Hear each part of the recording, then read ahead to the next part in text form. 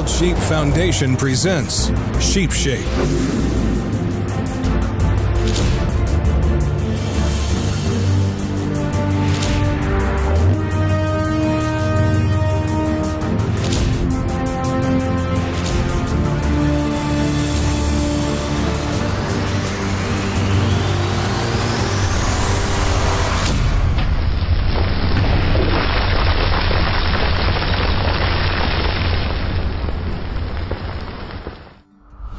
In the rain-soaked valleys of Alberta, Canada, Team Buck Knives has been hard at it, fixing the fence that their horses had broken.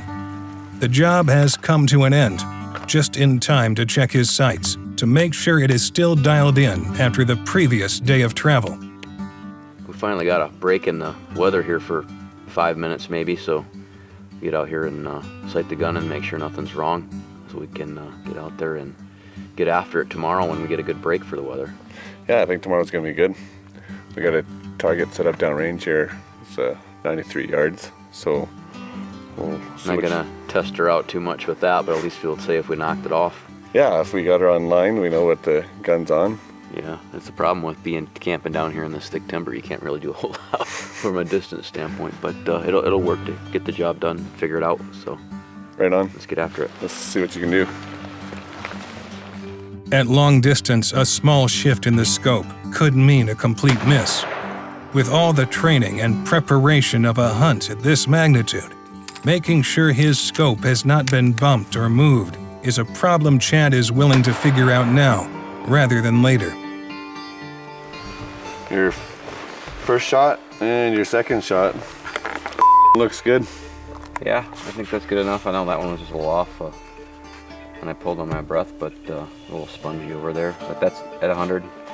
That's no, our gun's on, so we should be fine. Right on. So hopefully we can put her to use. Yeah, we're gonna put her to use. Don't say hopefully. Right on. All right, man. Let's do it. Chad is now confident in his ability to make a long-distance shot, knowing his scope is dead on.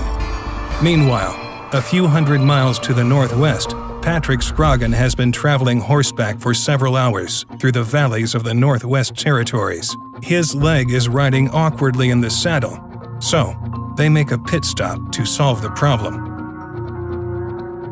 This is it's kind of tough, you know. 30-some back surgery sitting on a horse, but it's fun, man. You know, beautiful country, great group of guys, and a whole bunch of horses. A lot of bells dingling, but no, this is awesome. All my weight has to go on my right leg pretty much for me to stay balanced. I'm trying to put some on the left, but you know, it's just different because the saddle's kind of kicking out my socket. So I think this pack was kind of not acting well, so we're gonna hang it off the left side to counteract, you know, to counterbalance some of the weight. No, everything's good. No complaints. Patrick has learned to mask pain. He has done it many times before. Putting a sheep in his gunworks line of sight has him pushing forward. Several hours pass by, and the team has finally strolled into sheep camp. This will be their stomping grounds for the next few weeks. All right, here we are. We're at the main camp. We just got here, man. 6.5 hours riding this horse. Old George, he did good today, but man, it smoked me. My back is killing me. And my knee from smacking on the side of the saddle all day, man, it's killing me. But it was an awesome ride coming through the mountains.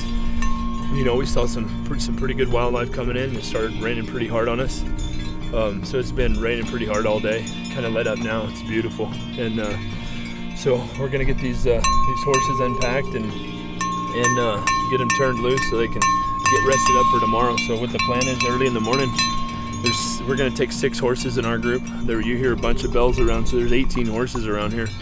And there's a few other hunters with us, and they're gonna head off one direction, and we're gonna head off a little bit more to the south over this pass and down through this big cut right along a river. And we're gonna get after some sheep in the morning.